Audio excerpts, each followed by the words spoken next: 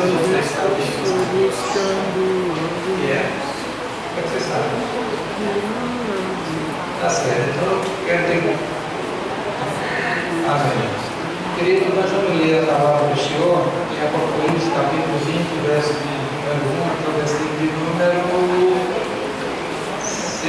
Pequenininha. Amém.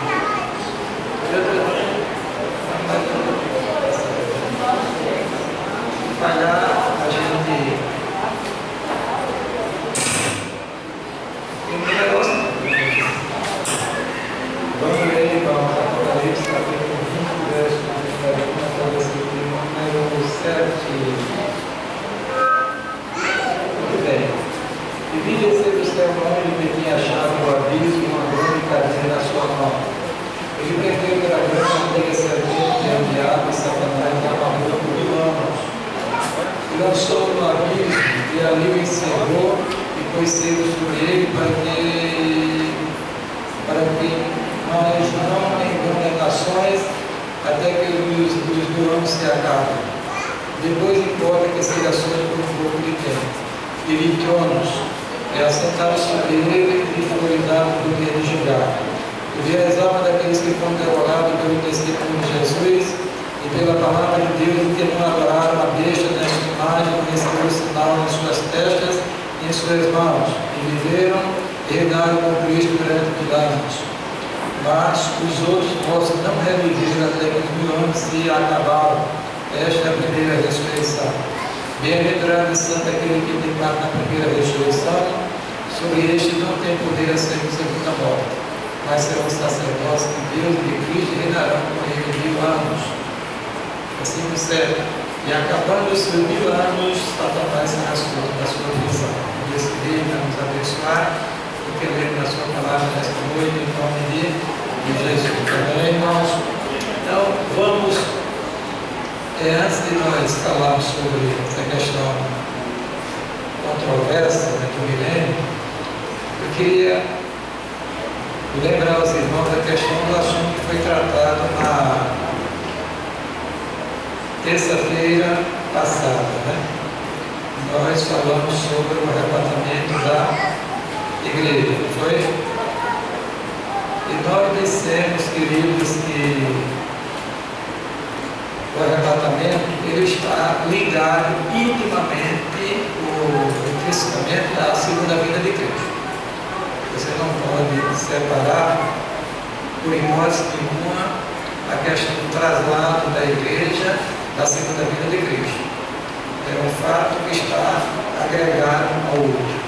Segunda vinda, arrebatamento. Muito bem. Nós já vimos, já andamos um pouquinho nessa questão, para efeito didático, porque segundo a Bíblia, este acontecimento acontecerá durante, não abrir e fechar de órgãos. Há uma transformação instantânea, desaparecimento instantâneo para se encontrar com o Senhor dos ares. Mas, como a Bíblia fala primeiro, depois, então a gente entende que é uma ordem dos assuntos que compõem essa questão do arrebatamento da igreja. A primeira coisa é a questão da ressurreição dos crentes falecidos. Paulo disse que nós não iremos nos encontrar com Cristo sem que, primeiro, os que morreram em Cristo ressuscitem. Vamos olhar o texto. 1 Tessalonicenses, capítulo 4, versículo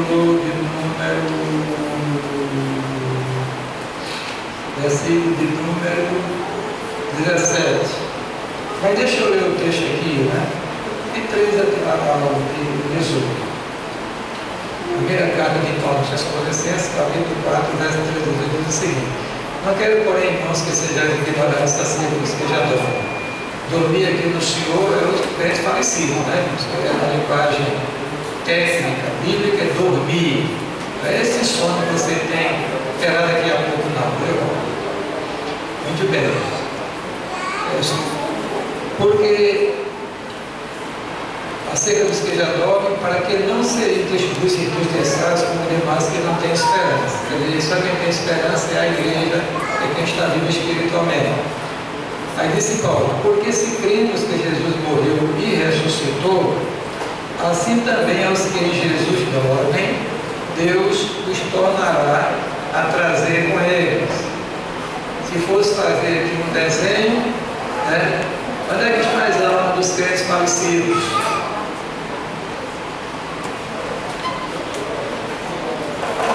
O seio de Abraão. O que é o seio de Abraão? O paraíso, o aquecer do céu, é a presença de Deus, né? As almas dos crentes falecidos se encontram na presença de Deus. Na linguagem figurada da parábola, no seio de Abraão. Mas Paulo fala no terceiro céu, que é o paraíso. Está os crentes em Cristo que faleceram, estão lá, desincorporados. Quando o texto diz tornará a trazer consigo, é como se as almas viesse acompanhando Jesus e ele parasse na rua, ela descesse até a terra e reassumisse o corpo ressuscitado para poder ser levado para o céu. Você vai entender aqui o texto. Vamos para cá. Assim também os que em Jesus dormem, Deus tornará a trazer com eles. Dizemos, pois, isto pela palavra do Senhor, que nós os que ficamos vivos. Parece que Paulo tinha essa esperança que fosse uma vinda iminente, que ele participasse desse arrebatamento.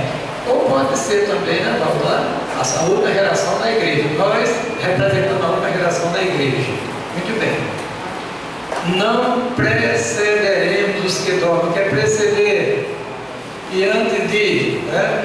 Então, na lógica do arrebatamento, primeiro acontecerá a ressurreição dos crentes falecidos com corpos glorificados, semelhante ao corpo ressurreto de Cristo Jesus.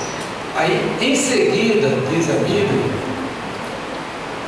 deixa eu ver aqui, não precisamos que dá, Paulo diz, porque ouviu o Senhor descerá do céu com alarido e com guardião grande e uma trombeta de Deus, e os que morrerem em Cristo ressuscitarão o quê?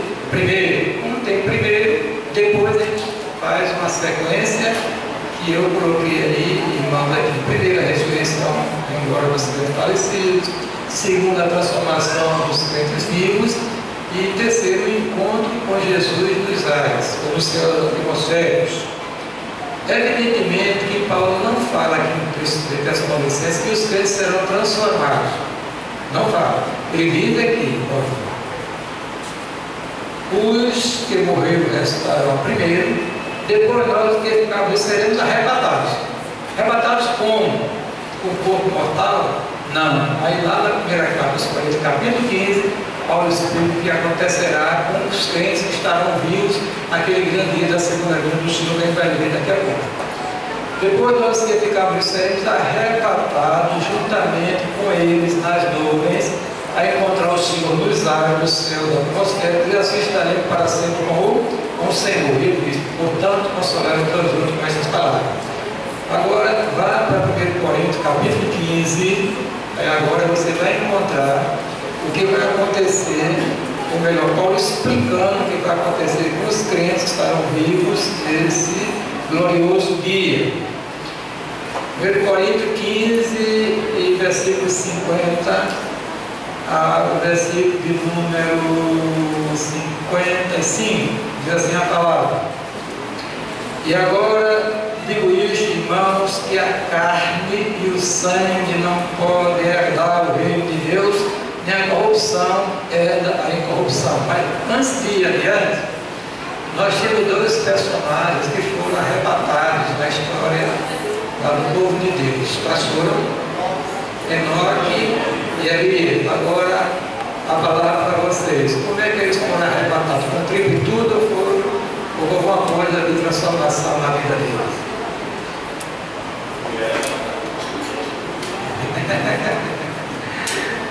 Evidentemente que eles foram transformados, porque o texto diz aqui, olha, ele diz assim,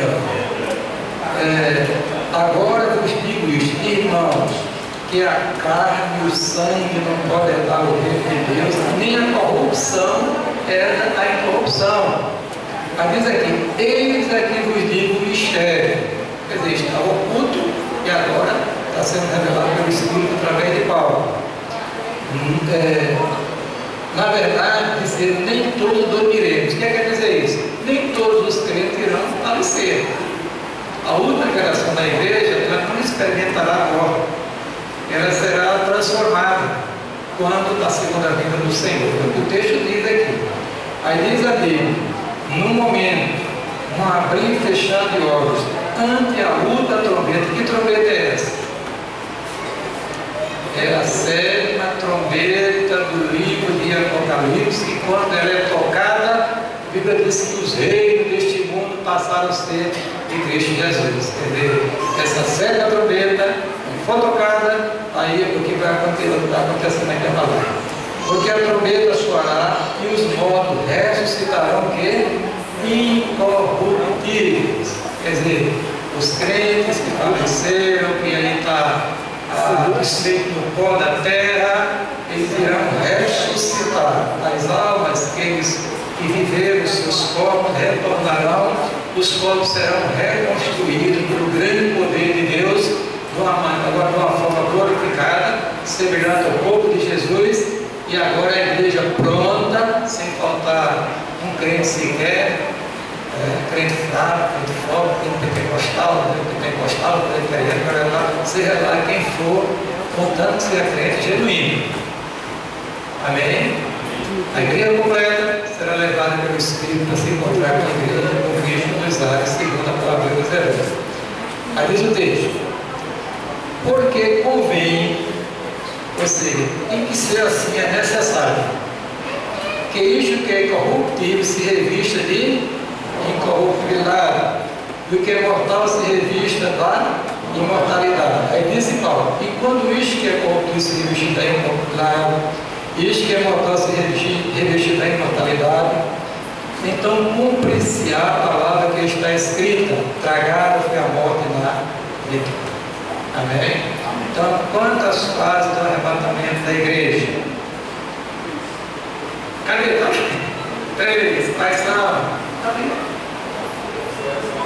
A ressurreição e glória dos crentes falecidos, a transformação dos crentes vivos e o encontro com o Senhor dos ares. Amém? Dúvida? Pergunta? Está aqui a criança. Já comprei para isso. O senhor fica. Não sei o que ele imaginou. Se eu fica aí como assistente dele. Amém, irmãos? Muito bem. Então, quem cala? Você. Aqui tem os textos que suportam a questão da ressurreição dos crentes falecidos.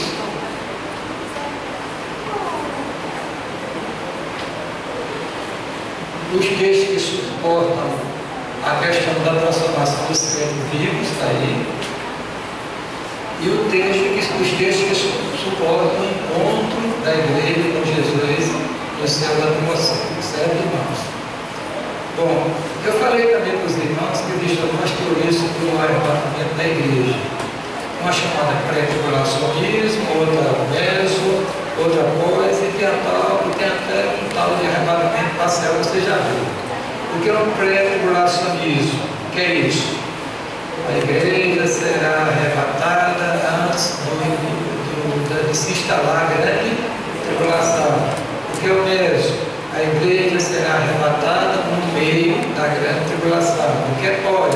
A igreja será arrebatada no final da grande tribulação, já pressupõe que ela vai passar pela grande tribulação. E tem um tal de arrebatamento parcial que alguns teólogos defendem. Se você estiver pronto pelo arrebatamento, você vai. Quem não tiver, fica. Para levar, deixa uma lapada de Jesus, como eu acabei de falar, uma lapada de Jesus, para se acertar, para depois ir para o céu. Mas essa doutrina não está coerente, porque a igreja é um corpo, e um corpo tem uma quantidade específica de membros, e Jesus vai levar a igreja, não vai levar um pedaço, vai buscar outro. Essa é a não. Deixa eu ir mais adiante. Oi.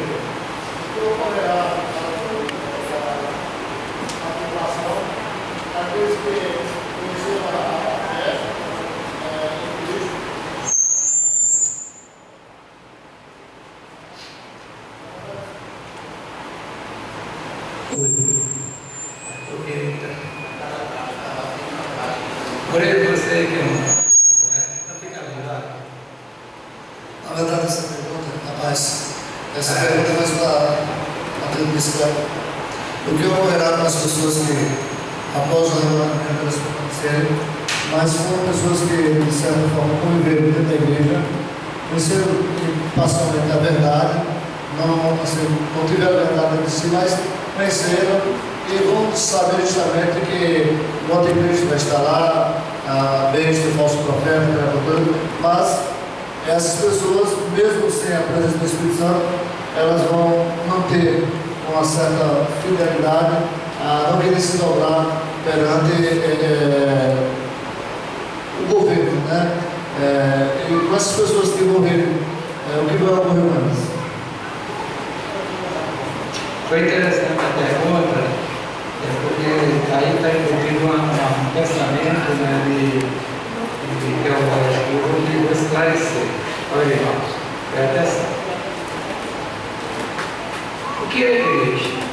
A igreja é um conjunto de pessoas, um conjunto definido. Que conjunto é essa? É a quantidade, né, de pessoas definidas. É um conjunto de pessoas que foram regeneradas pela instrumentalidade do Espírito de Deus. Só quem vai para o céu é a igreja. E a igreja genuína, quer dizer, quem de fato foi convertido a Cristo.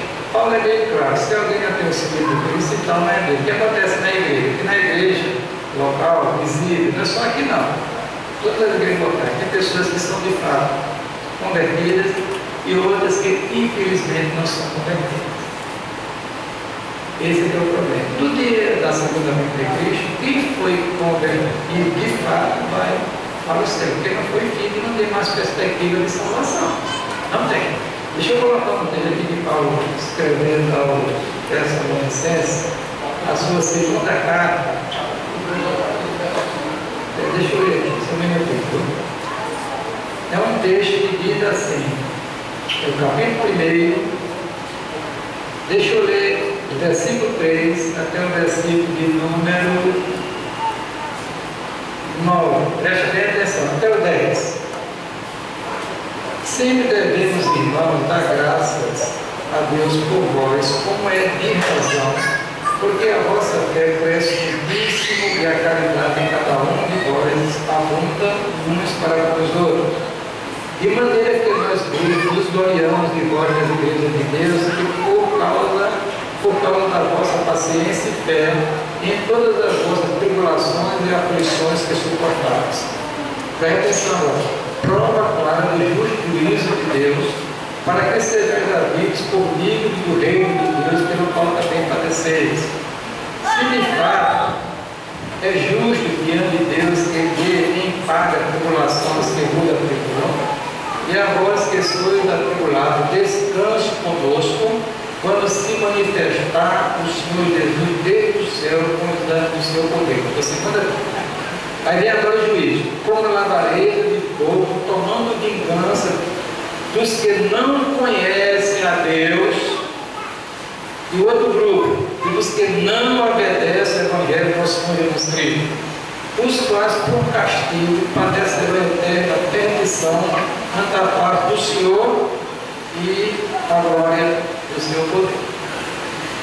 Isto quer dizer, irmãos, Paulo manda que cada um examine-se a si mesmo, se realmente é crente, se está na fé em Cristo. Porque ocorrendo o arrebatamento ou a morte do indivíduo, ele só vai para os céus se ele for convertido por crente mesmo. Quem não for, não tem como. E depois do arrebatamento da igreja, não tem mais fazer, não tem mais possibilidade, perspectiva, porque as portas da graça irão ser fechadas. A salvação também. Tem? A porta da graça e a da salvação. Estou entendendo. Porque o senhor não acha que esse texto aí se refere ao julgamento, não? Não. Porque antes do julgamento tem um julgamento. Diz que muitas pessoas vão acreditar. O julgamento vai ser depois da tribulação, depois da igreja arrebatada. Mas é isso, é o seguinte, a igreja exclusivo. Não existe programa redentor fora da igreja. Entendeu? A igreja é o grande povo de Deus. Não pense que Israel ele teve assim aproximadamente, deixa eu ver aqui, talvez 2000 anos de história, o povo de Israel. Mas o povo de Israel não se compara com a igreja de Jesus Cristo. Porque a igreja foi formada na eternidade, segundo o plano de Deus. A igreja não foi uma invenção de Cristo no dia de Pentecostes. Algo intempestivo, tudo já foi programado. Observe que o texto fala que os eleitos foram eleitos antes da fundação do mundo. O cordeiro que foi morto antes da fundação do mundo. Quer dizer o seguinte: fora da igreja, como dizia São Agostinho, não tem salvação. Ou seja, só os componentes da igreja, de fato, falando na igreja congregacional, a igreja ideal, a igreja que nós chamamos invisível, né? Só ele e somente ele é que serão salvos, mais ninguém. Não importa a época que eles viveram ou viviam. Então tem que entender isso aí. Não dizer que a salvação da grande tribulação só se a igreja não tiver sido levada para o céu. Se a igreja estiver aqui, aí a perspectiva se abre, porque a porta da graça ainda continua aberta. Se for, digamos aí, questão do milênio, vou explicar daqui a pouco, o negócio não é tão fácil de situar a questão do arrebatamento dentro em relação ao milênio. Mas a ideia é o seguinte: é que não existe outro povo que vai gozar a eternidade a não ser a igreja. A igreja, Francisco é a noiva hoje, será a esposa do cordeiro. A igreja é o verdadeiro santuário de Deus. Deus habita no meio da sua igreja, através do seu Espírito, e vai continuar habitando por toda a eternidade. Nenhum grupo será salvo fora da igreja, de ser componente da igreja. Quer dizer, para ser componente pressupõe a conversão. Não é a igreja católica que chegou, se batizou, aí já está debaixo de salvação. Não. Mas Agostinho dizia que a igreja, só a igreja será salva. Nesse sentido, somente os crentes genuínos que fazem parte da igreja serão salvos. Quem não for, não está fora desse projeto de Deus. Porque a palavra de Deus nos revela.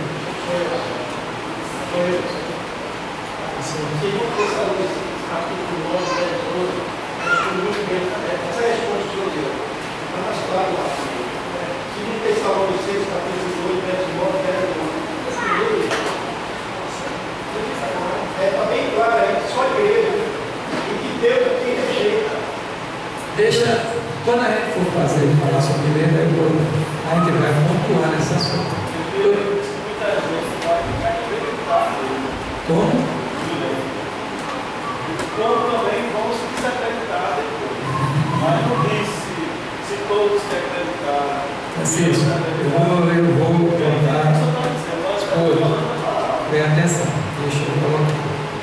Não existe um grupo que será salvo fora do grupo chamado Igreja de Cristo. Só e somente só. Esse grupo é composto de gente que viveu desde Adão até a última geração da igreja. Quando completar o número dos salvos, este corpo místico de Cristo, aí nós estamos prestes ao arrebatamento. Aí não passará aquela geração. Que ninguém sabe, só Deus sabe.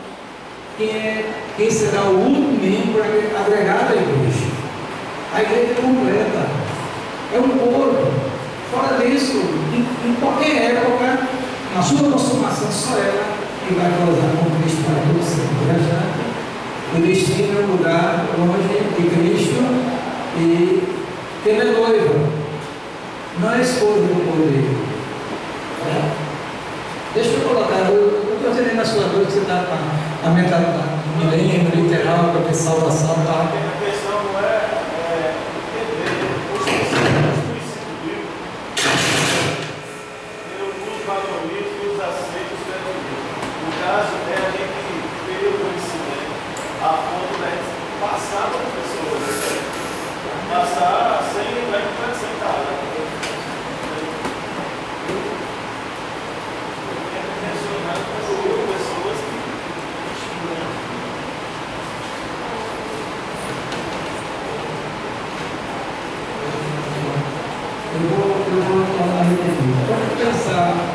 Por exemplo, a minha preocupação sua é passar para as pessoas. Por exemplo, qual é a mensagem que deve ser passada para as pessoas, né?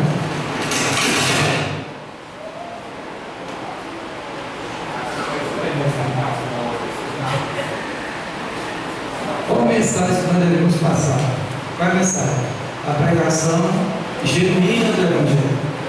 Quem for ovelha de Jesus vai ouvir a voz de Jesus através do Espírito e vai se voltar para o pastor, para ele. Pronto.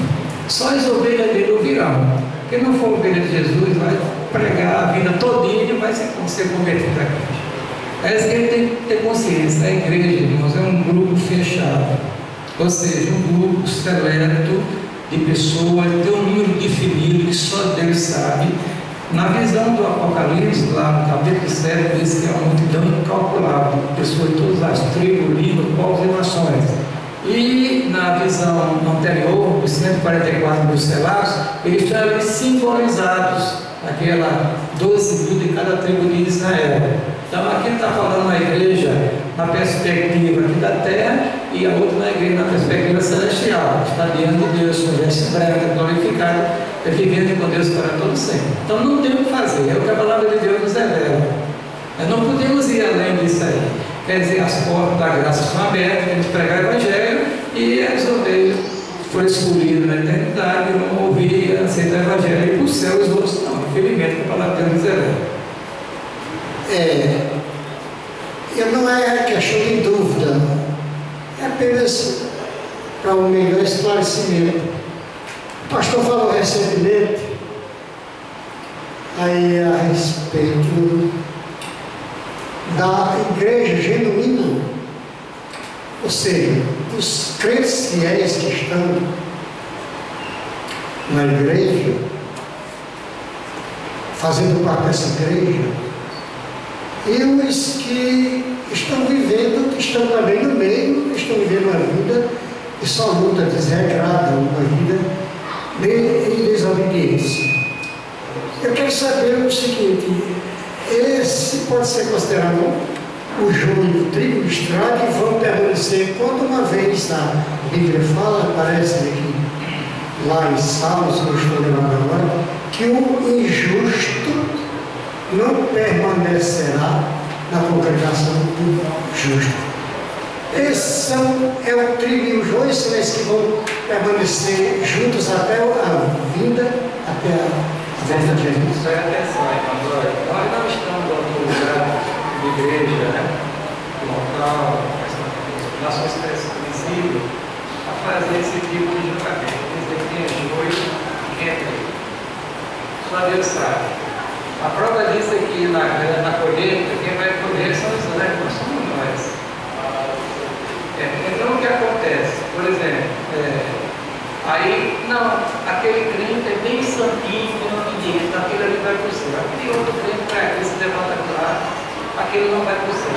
Ora, essa não é a medida que deve ser feita, porque, irmãos, a gente sabe que um justo, diz a Bíblia, 7 vezes cairá o justo, 7 vezes o Senhor levantará. Então, tem justo que anda direitinho até morrer, e tem outros que vêm tropeçando aqui, levanta aqui lá, mas é justo, é crente, é salvo. No dia do arrebatamento ele vai para o céu.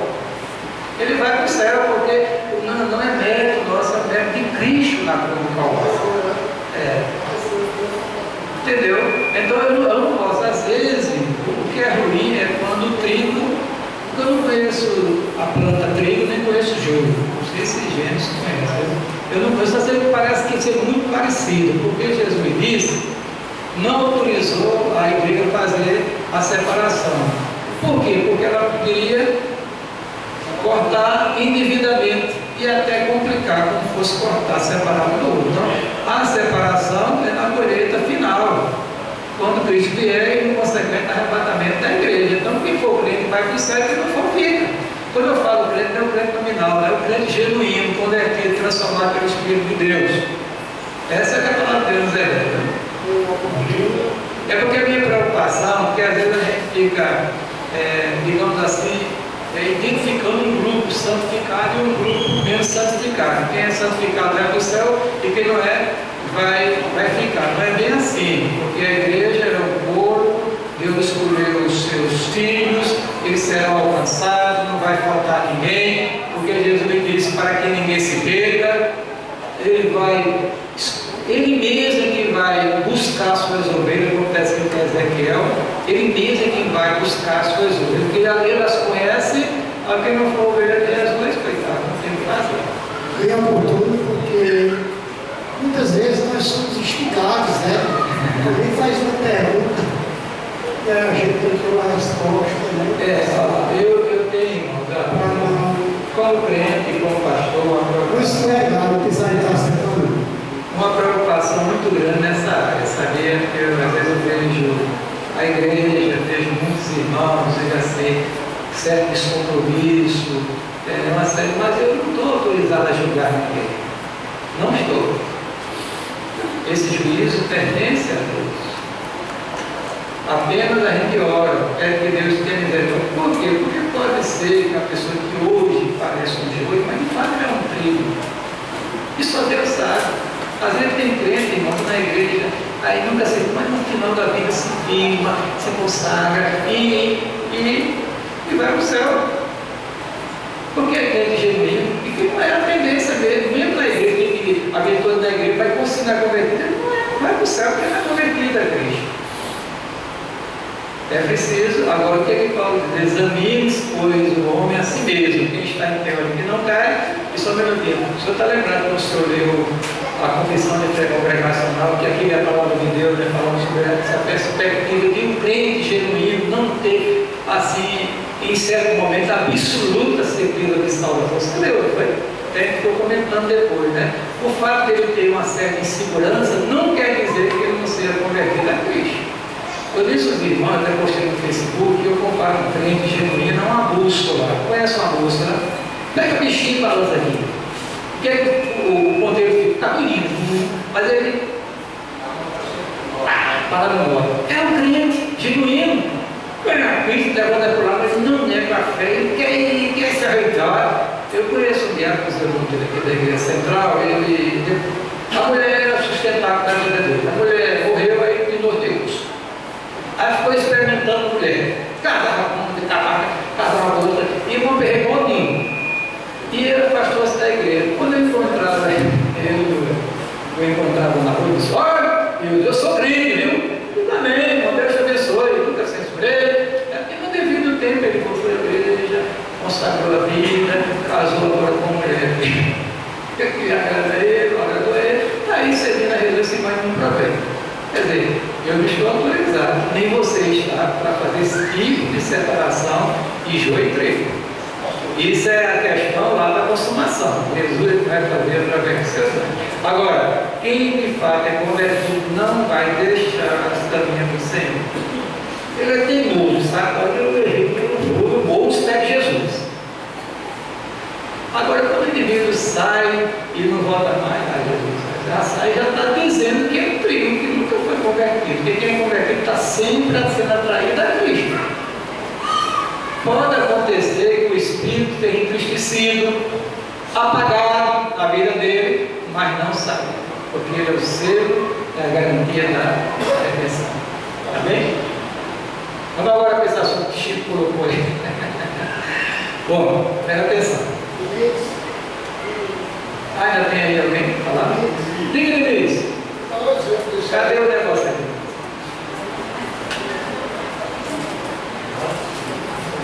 É porque uma coisa puxa a outra, né, irmãos? Uma dúvida puxa a outra. Quer falar com essa coisa? Eu acho. Hein? É, né? Parecido. É o fruto, né? O negócio está dizendo que o trigo e o joio é muito parecido no início, depois aí cada um se revela. Um produz, o trigo não produz nada. Pronto. Dá para você, pessoa que trabalha na agricultura, né?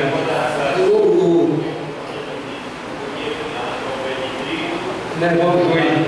Pois é, quando promovem na igreja, né? Às vezes na igreja você vai, Jesus tem misericórdia, vai ficar no freio, ora mais. Aí depois vem Jesus tira. E Deus abençoe, misericórdia. E o maior exemplo a respeito disso aí,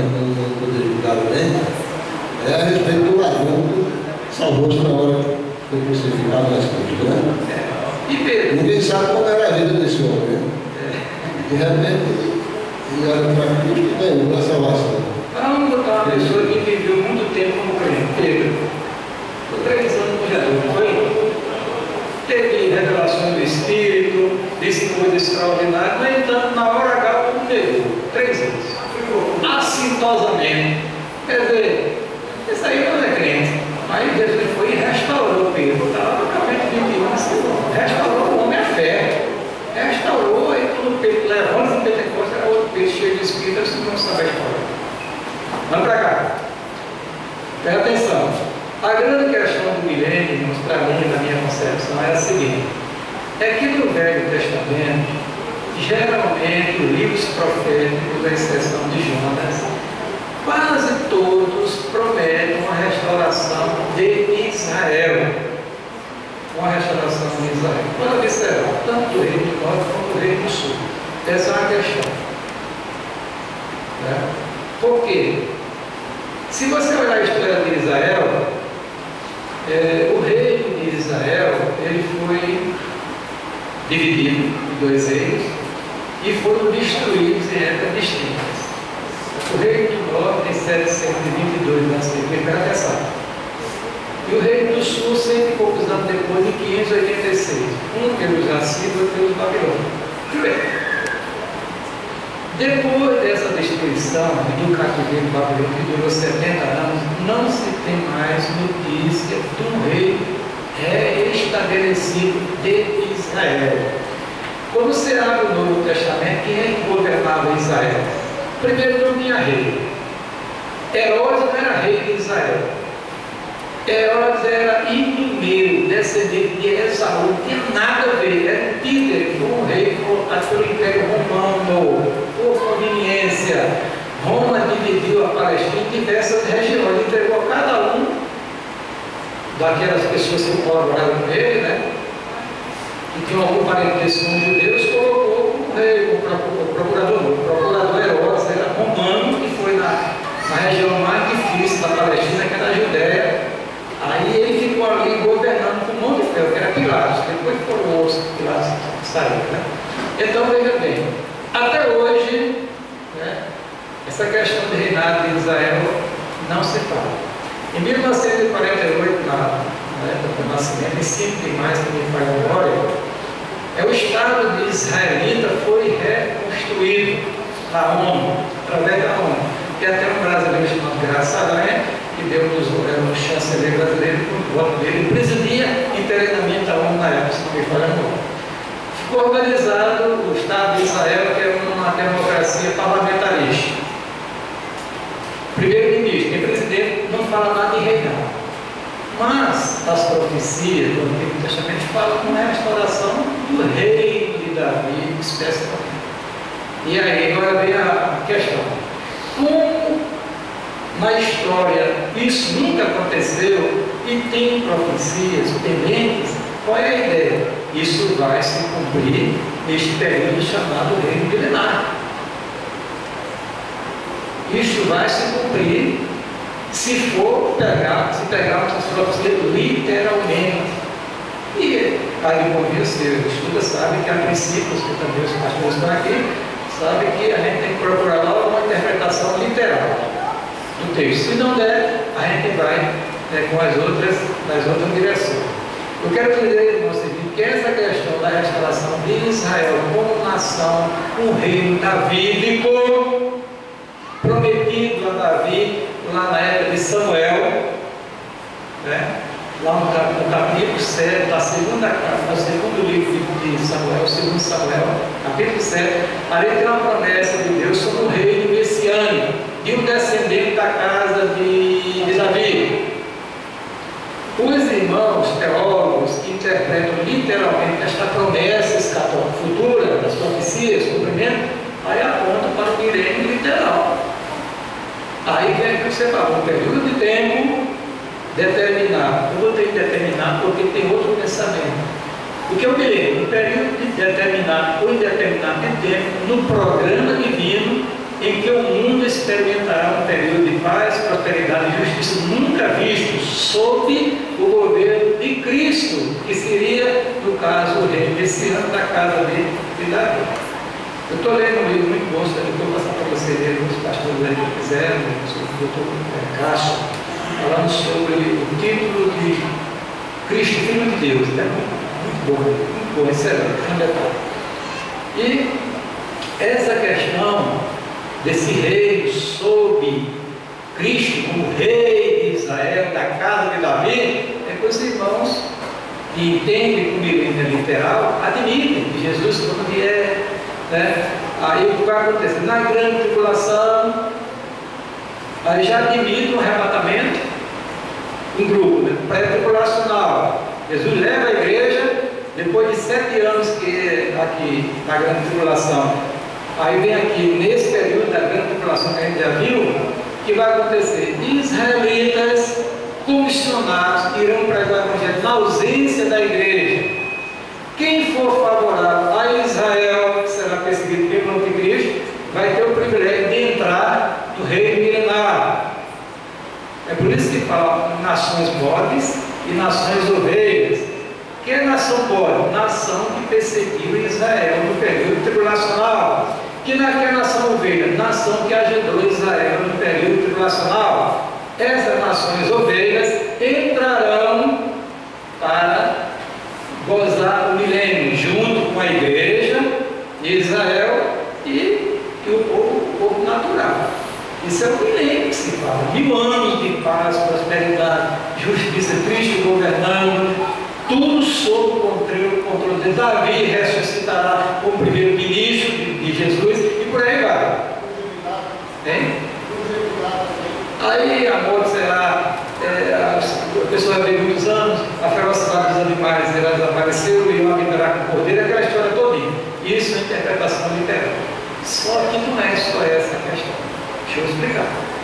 Veja bem, os irmãos observaram que nesse livro de Apocalipse, no texto do livro, tem 6 vezes a expressão 1000 anos, só e somente só, referindo-se a um rei.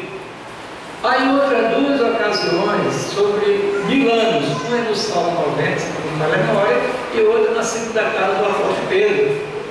Só que ambas se refere à eternidade de Deus e não um reino literal, físico, que Jesus vai governar o mundo como rei de Israel. Agora preste atenção, irmãos. Apocalipse é um livro diferenciado. Por quê? Porque é um livro que foi escrito na linguagem chamada literatura apocalíptica. E essa linguagem, a mensagem é entregue através de sonhos, visões, revelações, uma simbologia intensa. Apocalipse foi escrito nessa linguagem. Se você pegar Apocalipse e interpretar literalmente, você vai ficar doido. Eu não sei desenhar, né? Aqui tem um quadro aqui, né? Diz a Bíblia que o Cordeiro, Cristo, representado com 7 chifres e 7 olhos. Como é que existe isso na natureza? Me diga. É uma figura grotesca, mas está lá. Aí você tem o que é chifre na Bíblia? O que é olhos? Fala poder, autoridade, chifre, olhos, é onisciência. Então o Cordeiro que foi morto, ali identificado por João, ele é todo poderoso, porque o 7 é o número-chave em Apocalipse. Tem mais de 50 vezes esse número, e significa a coisa completa, no seu todo. Então o Cordeiro tem 7 chifres, quer dizer, ele é todo poderoso, e tem 7 olhos, é todo ciência, onisciente, conhece tudo. É que a palavra de Deus é bela.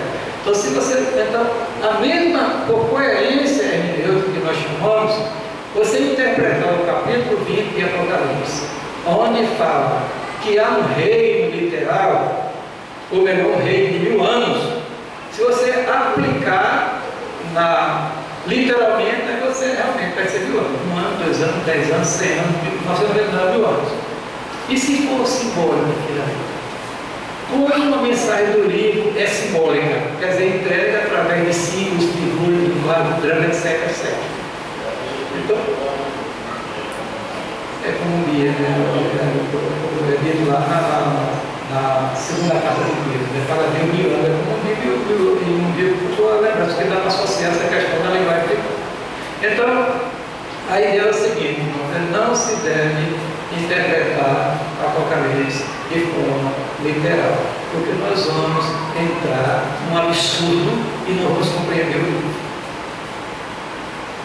Por exemplo, quando abre-se o poço do abismo, aí saem os gafanhotos e a descrição nunca se viu na história da criação algo semelhante. É só olhar. E esses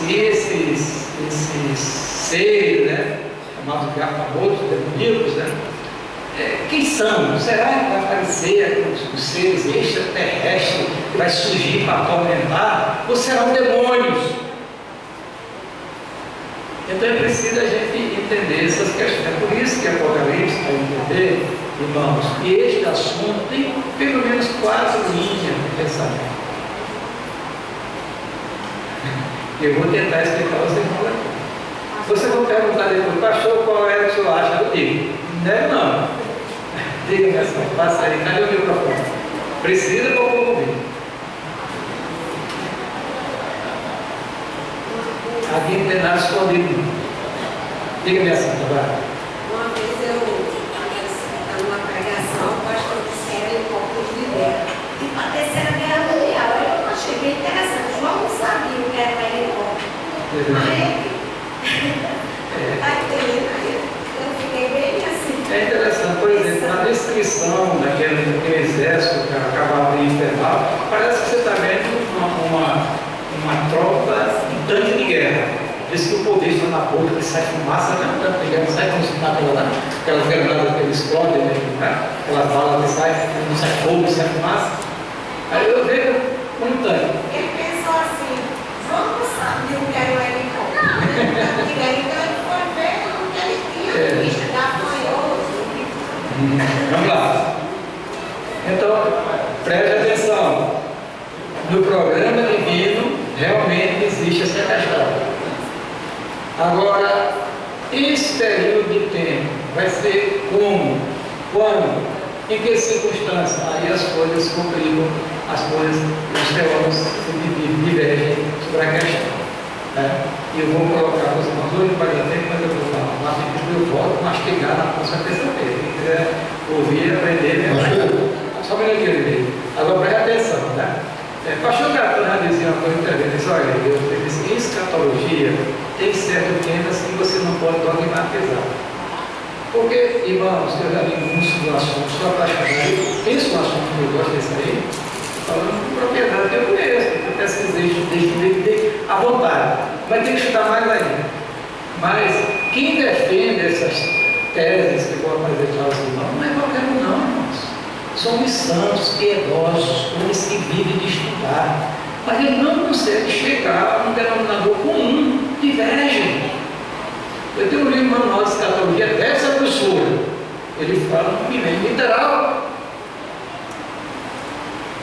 Tem outros que são 3 livros, 4 livros, que falam sobre outra maneira de ver as coisas. De maneira que a gente vai ser prudente aqui, vou colocar a linha de pensamento e se vão perguntar o que eu acho, eu vou dizer a minha opinião. Eu não tenho medo de dizer. Eu acho que. E respeito também quem pensa diferente. Os pastores amigos, os colegas, eu não vou pegar aquele braço com ninguém. Eu tenho que dizer, entendeu? O povo de Deus sabe, tá certo? Vamos para cá. Então, olha, a ideia desse milênio é que é baseado em quê? Em 6 vezes que são mencionadas em Apocalipse 20. E só em Apocalipse 20. Cuidado, Apocalipse é um tipo de livro que a linguagem diferenciada dos outros livros da Bíblia, é exceção da metade do Daniel e de Zacarias. Então a parte de Apocalipse também. O livro é um livro que tem muitos símbolos, muitas figuras de linguagem. Alguns símbolos Jesus já codificou. Por exemplo, quando ele fala do dragão, no capítulo 12 de Apocalipse. Quem é esse dragão? Aí ele diz, a antiga serpente, o diabo, Satanás, ou você já sabe que o símbolo do dragão foi decodificado, foi explicado, mas os outros não. Por exemplo, 7 castiçais, 7 estrelas, aí Jesus decodifica, castiçais são as 7 igrejas, os anjos, ou melhor, as estrelas são os anjos da igreja, os pastores, os ministros que tomam conta da igreja. Foi decodificado, mas os outros 5 não. E a gente fica. Quem recebeu a mensagem naquela época conhecia o estilo literário. Para eles entenderam. Porque se é uma revelação, é para ser entendido. Concorda comigo? É uma revelação. Agora tem um detalhe. Por que João escreve codificado o livro? Porque a literatura apocalíptica é uma codificação. Tem que ser decodificado para ser a mensagem entendida. A igreja está passando o quê? Uma intensa perseguição do Império Romano. E aquela linguagem só os crentes entendiam, então eles entendiam a mensagem. Quem não era crente não entendia. É como se fosse uma carta em código cifrada, só quem sabia que entendia. Por quê? Porque eles escreviam numa época de perigosa. O profeta da fé em Cristo estava degolado nas feras, crucificado, untado com azeite, tocado fogo. Era uma desgraça mesmo naquela época, você vivia. Então a mensagem foi codificada e foi entregue à igreja. Como eles conheciam a literatura, era comum naquela época, então foi fácil o entendimento. Nós estamos 2 mil anos de história. Para nós, o negócio complicou, porque ele fica conjecturando para poder entender.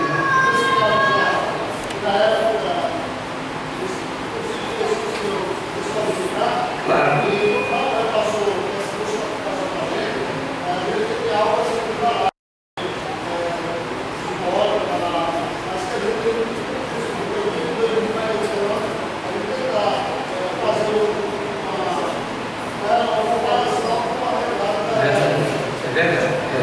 Isso não descredencia o livro, nem o desautoriza, absolutamente, porque com a revelação de Jesus Cristo. Agora, que é fácil entendimento, não.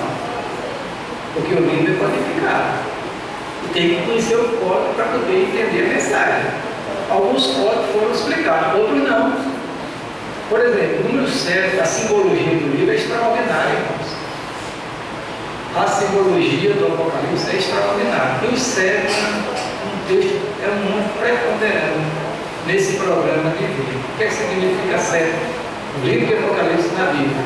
Perfeição, a coisa completa, o todo. Por exemplo, as 7 igrejas, será que aquele livro foi só destinado àquelas 7 igrejas?